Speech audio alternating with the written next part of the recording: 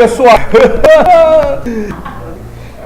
Pessoal, a aula hoje é sobre Maquiavel. Tem aí, Maquiavel.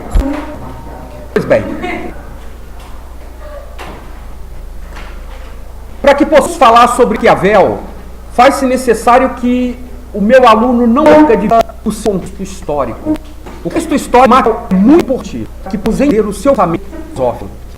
Pois, quando nós estamos em contexto histórico, Maquiavel, falamos essencialmente de período renascentista, um período na história da Itália, sobretudo da Europa, mais especialmente da Itália, no qual aconteceram vários fenômenos, várias coisas pegaram esse rio histórico. E olha aqui que nós fazemos a Renaissance é aquilo, ela fica exclusivamente na ofensa Maquiavel. Pois bem, quando nós falamos em período renascentista, o Renascimento vai surgir dentro de um período em que a Europa estava mergulhada por uma cultura fundamentalmente oposta àquela cultura vigente até então. Que cultura vigente até então imperava em toda a Europa, por toda a Europa? Era a cultura teocêntrica. Quando nós falamos em teocentrismo, nós falamos em medievo, nós falamos em Idade Média. E quando nós falamos em Idade Média, nós falamos em igreja. E quando nós falamos em igreja, ou seja, em cristianismo, sobretudo o cristianismo através do viés da igreja de Roma, ou seja, o cristianismo romano, nós falamos basicamente em quê? Nós falamos basicamente em Deus como a medida de todas as coisas. Então, para o homem renascentista, para o homem medieval, Deus era a medida de todas as coisas. E quando eu digo que Deus era a medida de todas as coisas, era a medida das que são enquanto são, e das que não são enquanto não são. Enquanto medida de todas as coisas, o homem era um ser, Deus era um ser concreto, síntese da individualidade e da sociabilidade humana. Era essa a visão que eles tinham lá na Idade Média. Quando há o fim da Idade Média e o início da Idade Moderna, aí surge o quê? Surge uma nova cosmovisão. O homem europeu, ele é obrigado a mergulhar-se, a contemplar uma nova visão de mundo. E essa nova visão de mundo para o homem europeu não era mais Deus como centro de todas as coisas. Não era mais Deus como a medida de todas as coisas. Agora é o próprio homem. Em outras palavras, o que o homem na Idade Moderna, lá no início da Idade Moderna, no período em que vai surgir o humanismo, fez, foi simplesmente dar um pé na bunda de Deus. Pau! Em Deus. Sabe aquela coisa? Pá, pá, pá. Em outras palavras, esse pé com perdão da expressão, esse pé na bunda que deram em Deus, em outras palavras, eles estavam dizendo: nós não precisamos mais de você. Não precisamos, disse, mais de você. Nós, através da nossa liberdade, nós, através da nossa autonomia, nós temos a liberdade e a responsabilidade de escrever e reescrever a nossa própria história. Por quê? Porque nós, seres humanos, somos a medida de todas as coisas. E enquanto medida de todas as coisas, nós somos a medida das que são enquanto são, e das que não são, Gonçalo, enquanto não são. Ora as bolas! O que você está querendo dizer com isso, cara pálida? Estou querendo dizer que para o homem, lá no início da Idade Moderna, lá no período do humanismo, os céus estavam vazios. As leis não tinham mais sanções divinas. E ao homem, única e exclusivamente ao homem, cabia moldar e determinar os arquétipos éticos e morais da sua própria existência. Eu, enquanto ser humano, não estou apenas no mundo. Eu, enquanto ser humano, sou construtor de mundos. E aí nós vamos ver essa tendência, esse rompimento do homem com Deus, ou seja, do sagrado com o profano, exposto, exibido e sendo paulatinamente sendo exibido através das múltiplas manifestações. Na sua visceralidade, na sua intestinalidade, sendo exibido de múltiplas formas. E aí nós vemos o quê? Nós vemos esse resgate da cultura greco-romana, esse resgate da cultura greco-latina, sendo evidenciado, estando em evidência sobre todos os aspectos, principalmente na arte. A arte, ela perde aquela característica, e isso vocês já viram em História da Arte com a Thaís.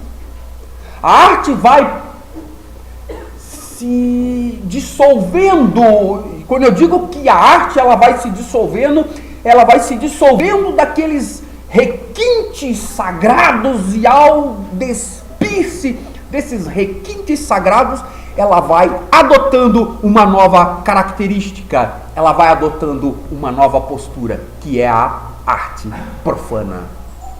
Não se produz mais arte voltada para o sagrado, mas agora a arte, ela é fundamentalmente profana.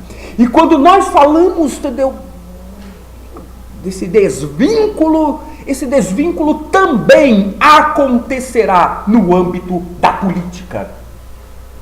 Amanda, no âmbito da política. E quando ela acontece no âmbito da política, é aí, Carol, que entra quem? É aí que entra o Nicolau Maquiavel. É aí que entra o Maquiavel, gente. Se antes, lá na Idade Média, a política estava fundamentalmente vinculada à religião, agora, aqui, no início da Idade Moderna, no período do humanismo, e mais especificamente no período do Renascimento. Por que Renascimento? Porque a Europa, Mirella, está renascendo. Ela está se abrindo a novas cosmovisões, a novas modalidades de pensamento. E aí nós vemos o Maquiavel rompendo com isso tudo no âmbito da política. Ele rompe, pessoal, com a política, que tinha aquele caráter sagrado. Lá na Idade Média, influenciado por pensadores patrísticos, sobretudo por Agostinho de Hipona, a política passou a exercer fundamentalmente, uma atividade que visava atender, Carol, as necessidades da igreja. Por quê? Porque assim como a cidade de Deus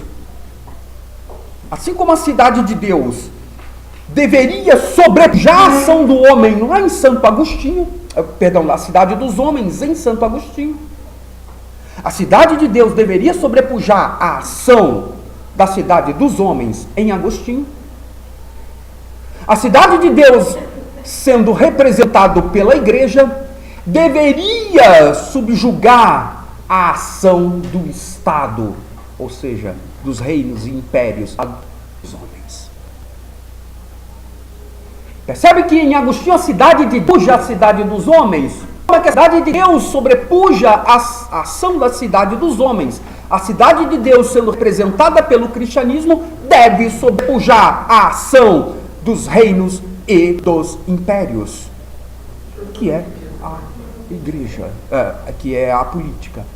Em Agostinho, a cidade de Deus deve sobrepujar a ação da cidade dos homens. E a igreja é uma representação da cidade de Deus. Se a cidade de Deus deve sobrepujar a ação da cidade dos homens, a igreja, como representante da cidade de Deus, deve sobrepujar a ação dos reinos humanos. Por isso que a igreja se transformou, quando nós analisamos à luz da ciência política, por isso da história, da ciência política e da história, é por isso que a igreja se transformou na grande suzerana. É por isso que a igreja, ela estava acima de reis e imperadores. Justamente por quê? Por causa do vínculo que existia, do caráter sagrado ou sacro que existia no que diz respeito à política. E Maquiavel rompe com isso.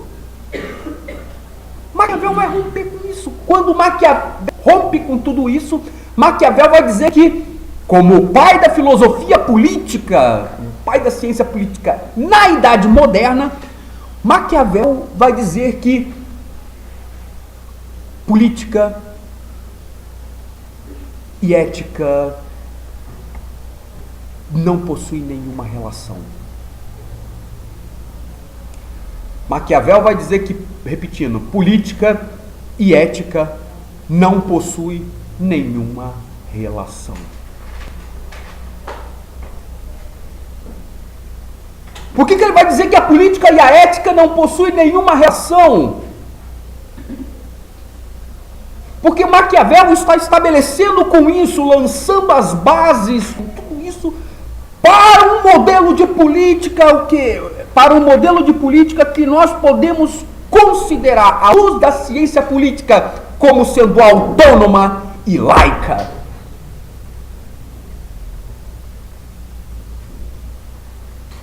Quando ele faz, Bárbara, essa asseveração, quando ele faz esta afirmação, em outras palavras, o que o Maquiavel está fazendo? Maquiavel está rompendo com Aristóteles, com os baluartes políticos e éticos sob Aristóteles.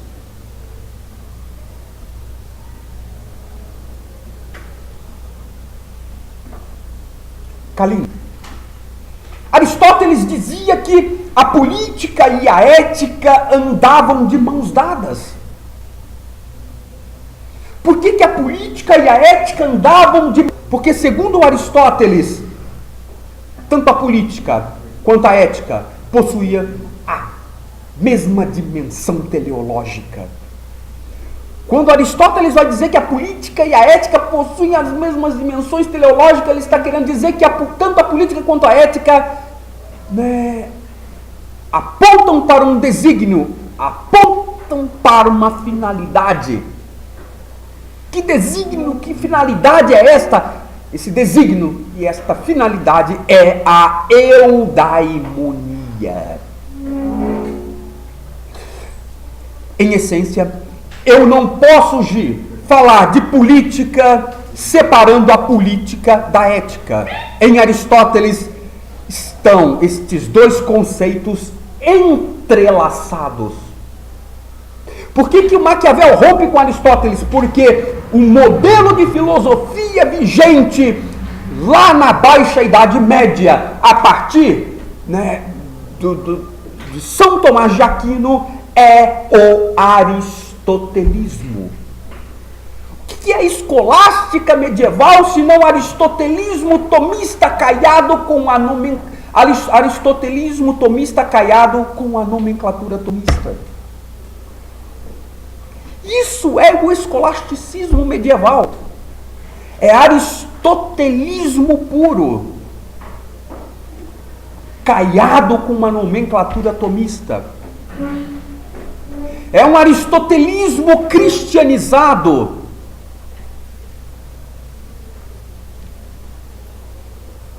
É um aristotelismo cristianizado. Do ponto de vista da teologia, era uma teologia fundamentalmente aristotélica, porém, do ponto de vista da política, era uma mistura de platonismo com aristotelismo. Havia essa mistura muito sutil de aristotelismo, muito sutil. Sabe aquela pitadinha, Regina? Sabe aquela pitadinha, aquela coisinha, aquela pitadinha imperceptível de aristotelismo? Sabe aquela pitadinha imperceptível, porém, que faz toda a diferença? Aquela pitadinha de tempero que você põe na comida? Tu não tá com muito cara que sabe cozinhar, não. Tu não tem, eu tô achando que tu tem mais cara que gosta de comer, entendeu? Gosta de,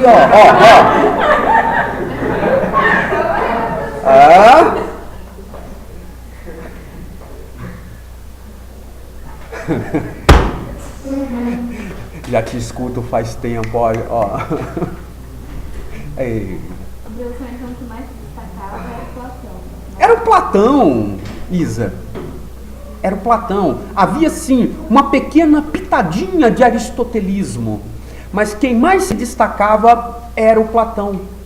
E é justamente, entendeu, a partir, entendeu, dessa filosofia desenvolvida por Aristóteles, é a partir dessa filosofia que o Maquiavel ele vai criticar e desenvolver o seu próprio, a sua própria filosofia política. Como? Afirmando que a política, ao mesmo tempo que é autônoma, ela é laica. Esther, o contexto de Maquiavel, a Florença, era um contexto bastante conturbado. Não vou para vocês que aquele momento histórico em que acabou de estourar a reforma protestante, a reforma anglicana, Gonçalo, a reforma calvinista, luterana e por aí vai. Aquela história foi um momento histórico bastante conturbado.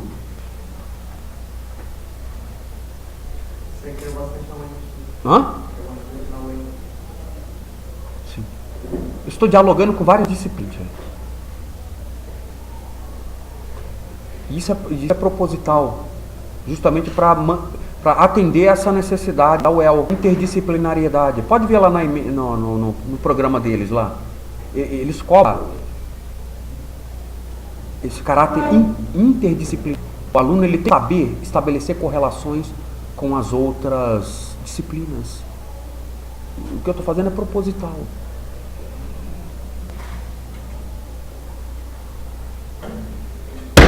Plaquinha. Meu Deus. Meu Deus. Tá assustado? Ah, bom. Disse Laquinha. Contexto de Maquiavel. Bastante conturbado. A Itália de Maquiavel estava russa. Sim. A Itália de Maquiavel não era um mundo unificado. Não unificado. Escrevam aí. A Itália de Maquiavel não era uma Itália unificada. A Itália sob Maquiavel era uma que estava dividida em principados educados.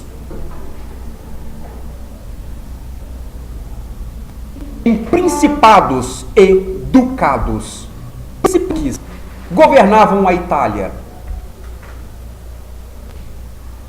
Aos moldes do feudalismo, seguindo ainda aquela tendência feudalista,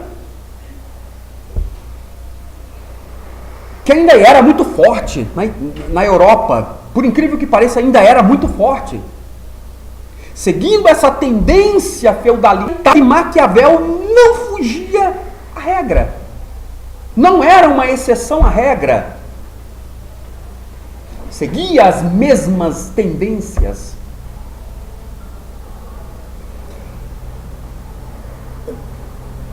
Como eram esses principados educados sobre ele? Bom, esses principados educados, na época de Maquiavel, eram principados, anotem, autônomos entre si. Eram principados autônomos entre si.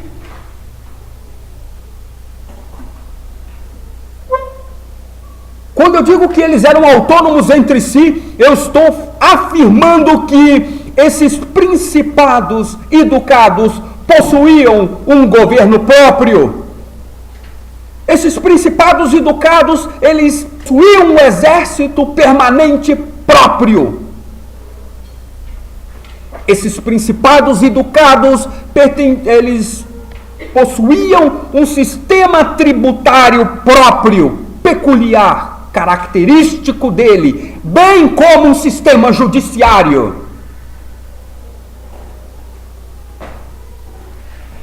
Esses principados e ducados tinham autonomia para negociarem os seus produtos com quem eles bem quisessem.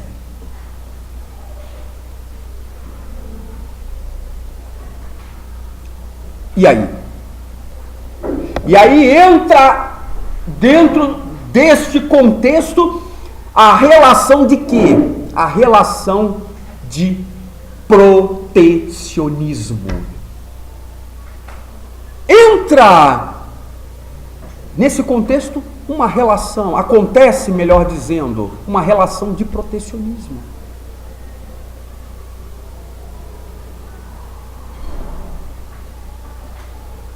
Porque havia, segundo Norbert Bobbio, havia um pensamento vigente naquela época. Que pensamento vigente era esse? O principado mais rico mandava na Itália. Segundo Norbert Bobbio, ao comentar Maquiavel, ele vai dizer que o principado mais rico é o que mandaria, é o que deveria mandar na Itália. Oi? Protecionismo por parte do principado. Oi? Um protecionismo por parte do principado. Isso é protecionismo. Isso é protecionismo. Sou eu te proteger. Não, eu sei, por parte do principado. Não. Nesse caso, não por parte do principado, dos principados educados, mas por parte da igreja. A igreja era protecionista. O principado mais rico é o que deveria mandar na Itália. Por quê? Por causa do protecionismo.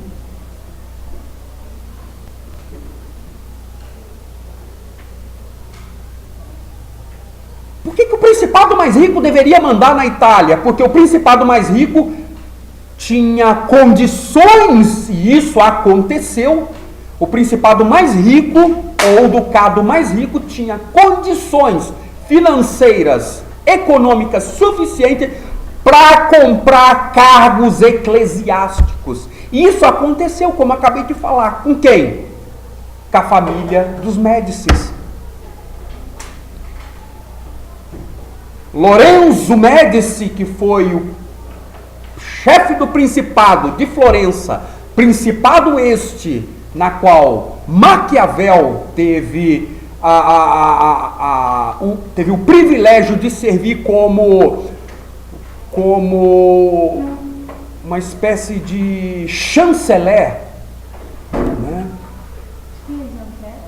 Florença, né? Maquiavel era florentino, Isa.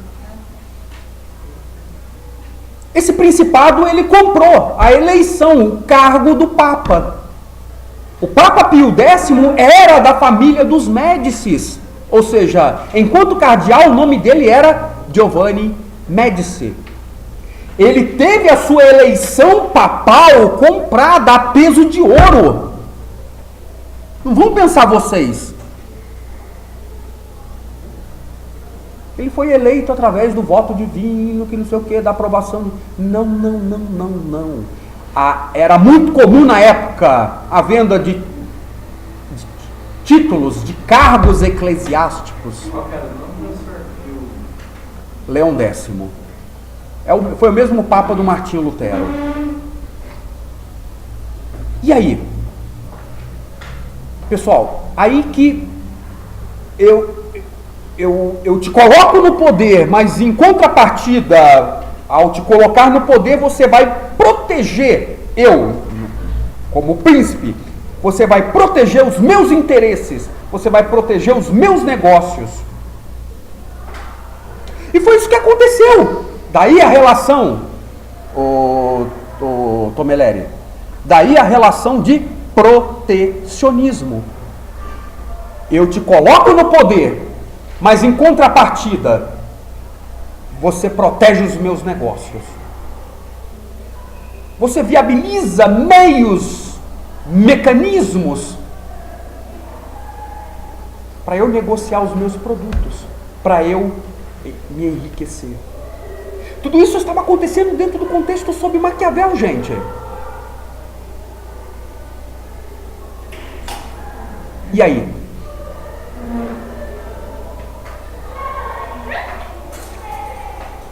Como a Inglaterra e a França, que eram reinos muito próximos, aliados, e por que não dizer, vassalos da igreja, uma vez que a igreja ainda era a instituição mais rica e mais poderosa de toda a Europa, partindo do princípio de que a Inglaterra e a França eram reinos vassalos da igreja, a igreja, ela permitiu, ela fez com que a Inglaterra e a França, dentre todos os principados e ducados que existiam na Itália, ela fez com que, para enriquecer o Principado de Florença, ela fez com que a Inglaterra e a França negociassem somente com Florença.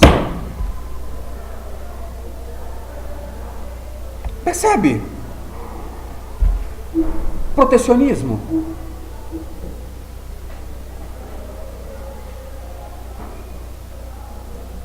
Eu uso, enquanto Papa, a minha influência, o meu poder político, para favorecer aqueles que pertencem à minha família, aos membros da minha família, que por eleição e não aclamação, mas por compra de votos, me colocaram aqui no poder. Eles me colocam no poder, em contrapartida, eu favoreço eles, economicamente falando. E com isso, Florença se transformou no principado mais rico e mais poderoso de toda a Itália.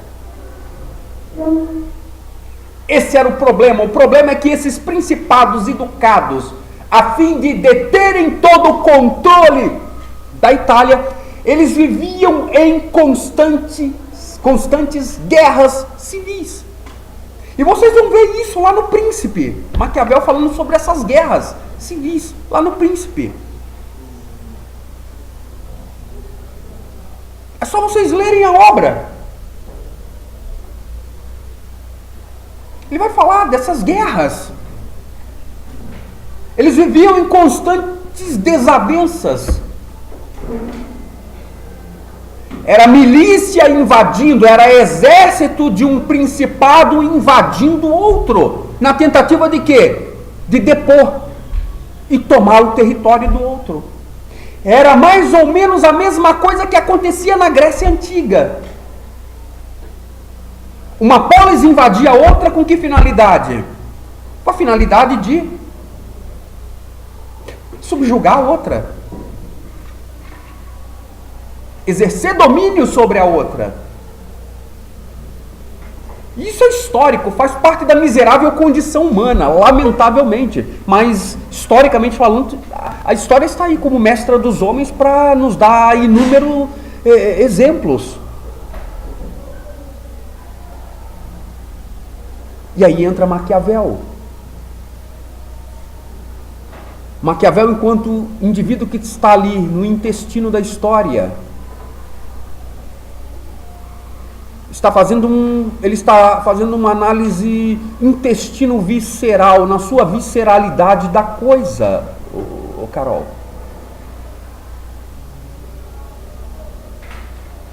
Está lá presenciando tudo. E como crítico, Maquiavel vai escrever algumas obras de caráter político. e ético.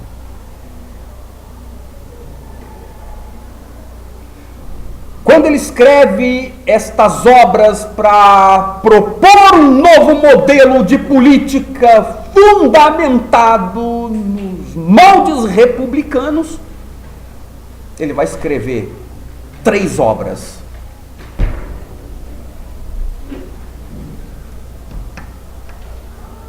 Pessoal, só uma deixa aqui, tá? Abre aspas. Para entender o pensamento político e ético de Maquiavel, não leiam apenas O Príncipe. Você não vai entender o pensamento de Maquiavel lendo apenas e tão somente O Príncipe. Além do Príncipe, leia os discursos e a arte da guerra. Os discursos, em italiano, os discorsi, sobre a prima década de Titus Livio, ou seja, os discursos sobre a primeira década de Titus Livio, e a arte da guerra.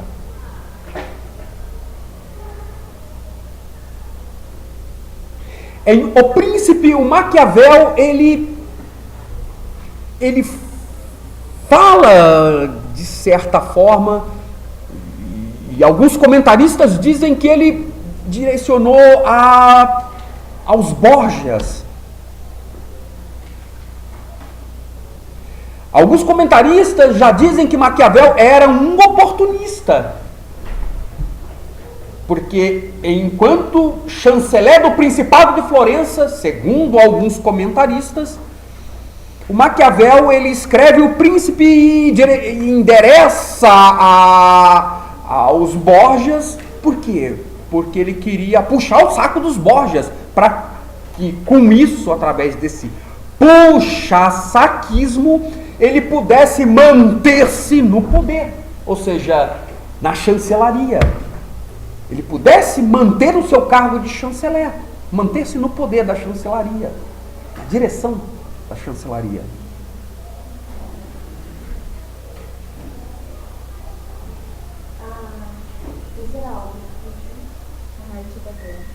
A arte da guerra, os discursos.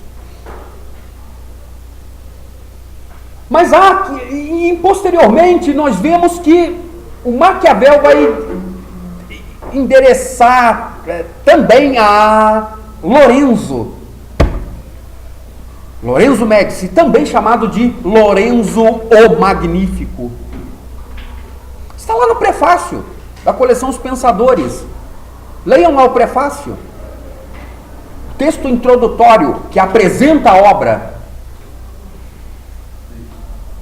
Leiam, está lá na coleção Os Pensadores.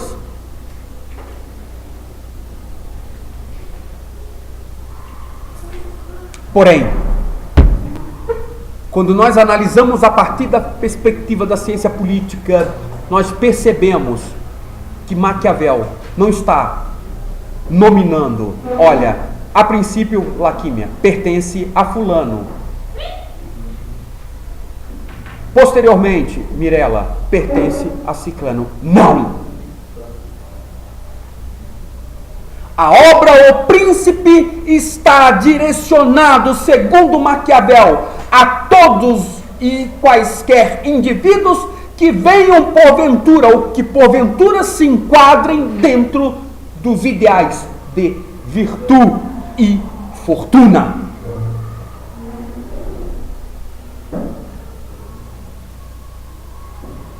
A princípio, ele faz essa referência a Borgia e depois a um membro da família Médici, a Lorenzo. Por quê? Porque ele via nesses camaradas indivíduos capazes, através da virtuosidade e da prática da fortuna, governar toda a Itália.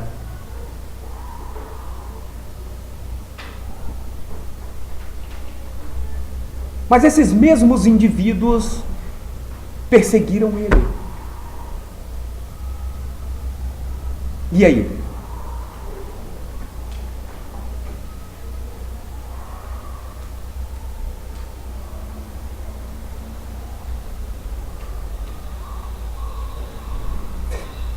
A outra obra de Maquiavel é os discursos. Escrevam isso, são os discursos sobre a primeira, são os discursos sobre a primeira década de Titus Livio. Titus Livio.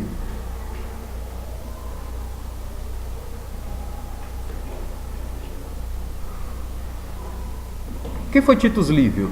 Foi uma figura importante dentro da política no período da República Romana. Titus em latim, tá? Titus Livium, em latim.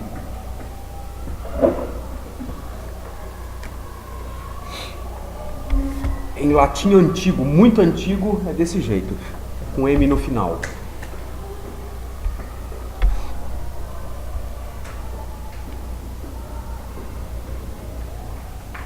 Foi uma figura importante dentro da política, Amanda, a política romana. Lá no período republicano. E esse indivíduo, ao contrário do que muitos pensam, ele não defendia uma Roma imperialista, ele defendia uma Roma republicana. Então, fundamentado nessa ideia de que Titus Livio defendia uma Roma republicana, o Maquiavel vai trabalhar justamente o seu modelo de Estado. A sua proposta de um novo modelo de Estado. Que proposta de um novo modelo de Estado é esse, na qual Maquiavel trabalha nos discursos? Uma república.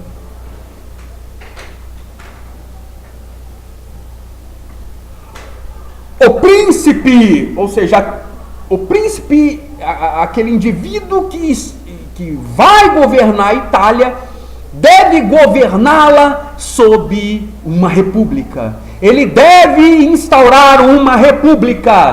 Ele deve governar sob um modelo republicano.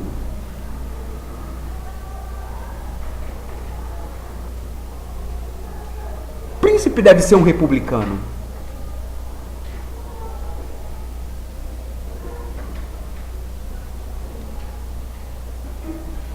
Mas e aí? Esse príncipe que deve governar a Itália sob o regime, sob o modelo republicano, esse príncipe, ele deve, enquanto príncipe, diante de conflitos, ele deve adotar, ele deve, por natureza, adotar posturas. Ele deve estar imbuído de algumas características que, segundo Maquiavel, devem fazer parte da sua condição de governante. Quais características são essas? Primeira, a virtude. Segundo, a fortuna.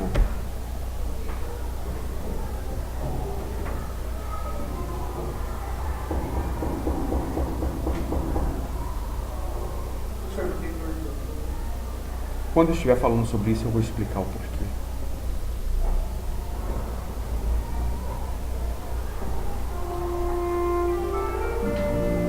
Pessoal, por hoje nós paramos aqui, tá? Na nossa primeira aula, parte 1, sobre Maquiavel.